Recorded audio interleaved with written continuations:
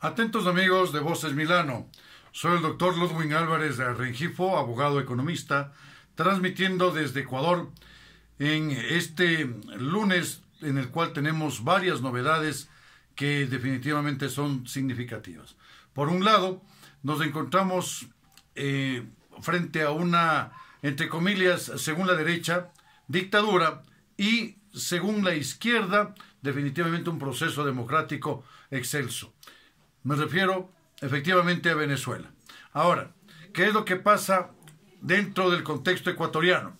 Ecuador señala por su parte que existen cosas distintas. Vemos que en el día a día los asesinatos, los sicariatos, las extorsiones, los secuestros, los negocios están cerrando, el auge delictivo se está incrementando de una manera ostensible y lamentablemente la administración de justicia en el país no es la excepción. Existen muchos problemas y voy a referirme en este caso a algo particular: la persecución al abogado en libre ejercicio. ¿Qué es lo que está sucediendo? ¿Qué es lo que está pasando?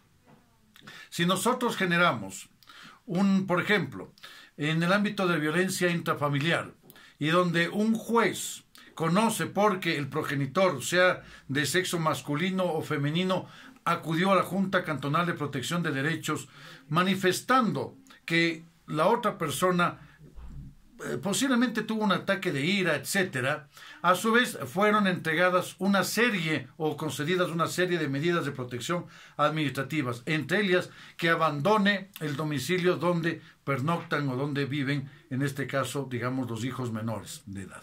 Está bien. Ahora, ¿qué tal si es que esa denuncia fue infundada? ¿Qué tal si es que el cónyuge o el conviviente en unión de hecho o cualquier persona se inventó? ¿Qué pasaría ante ese evento?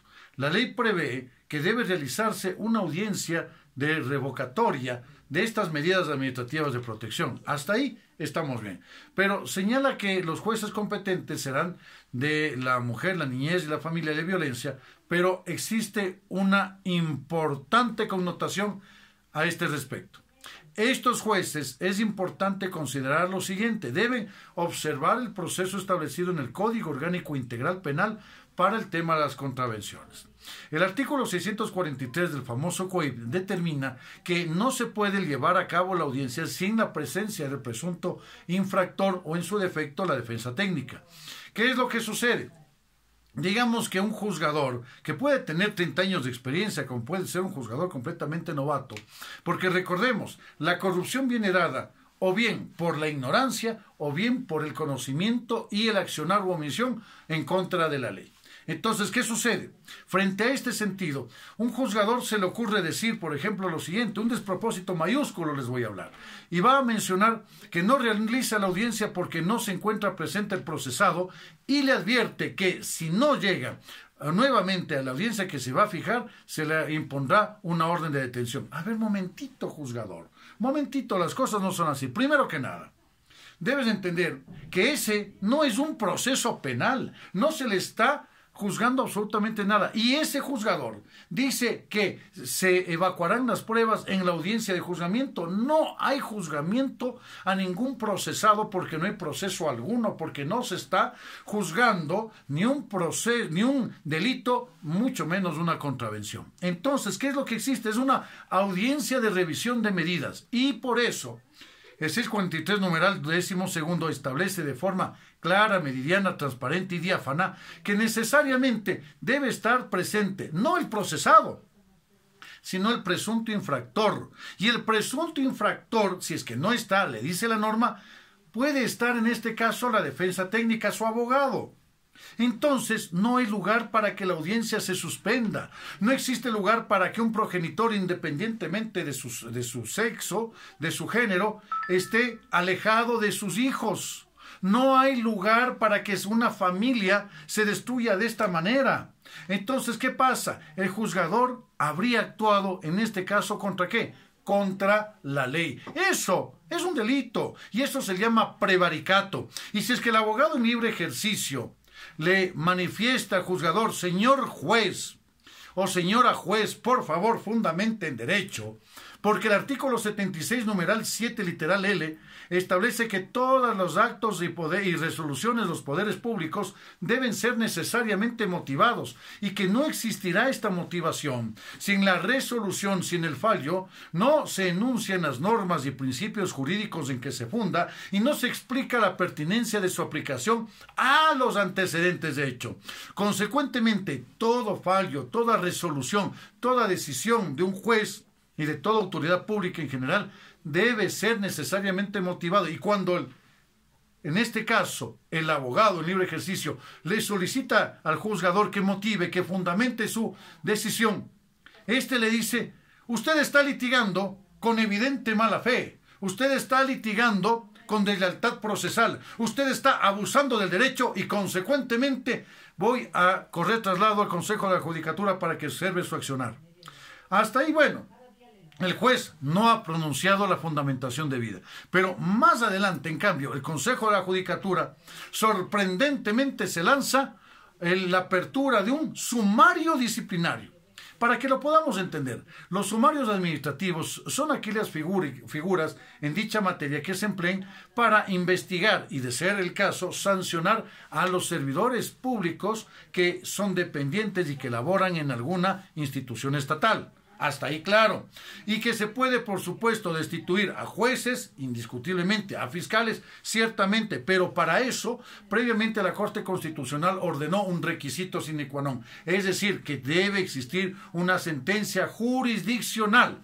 Y sobre esa base de la sentencia, ahí sí viene el Consejo de la Judicatura y procede a la apertura del sumario disciplinario. Pero en este caso, imagínense ustedes el de propósito mayúsculo. Primero, ¿cómo se pretende hacer un sumario disciplinario?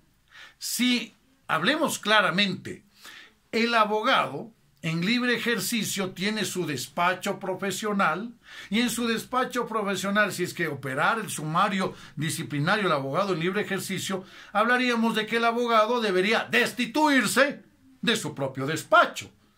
Por favor, no existe un despropósito mayúsculo más grande. En consecuencia, ¿qué es lo que sucede? Los abogados en libre ejercicio estaríamos siendo perseguidos por el órgano administrativo de la función, en este caso judicial, que sería el Consejo de la Judicatura. Por lo tanto, afortunadamente, esa administración malévola aparentemente habría terminado. Ahora tenemos una nueva administración, pero siguen supuestamente enquistados aquellas figuras que efectivamente están denotando este tipo de arbitrariedades. ¿Y por qué? Entonces, ¿qué es lo que sucede? El Consejo de la Judicatura amenaza prácticamente a través de esta figura, Marte, el Consejo de la Judicatura de Marte, amenaza a quien, al abogado en libre ejercicio, para que éste no prosiga, no impulse la acción penal investigada por Fiscalía con atención a prevaricato del juez. ¿Qué tal? Esa medida no es otra cosa sino una persecución directa y, desde luego, evidentemente inconstitucional. Consecuentemente, no tiene ninguna valía jurídica porque, de conformidad con el principio de legalidad, de tipicidad administrativa, tiene una conducta que está previamente determinada, descrita, detallada, para que pueda ser concebida como una transgresión administrativa. Si es que eso no existe, no hay sanción administrativa, no hay proceso administrativo. ¿Por qué? Porque no existe inconducta administrativa.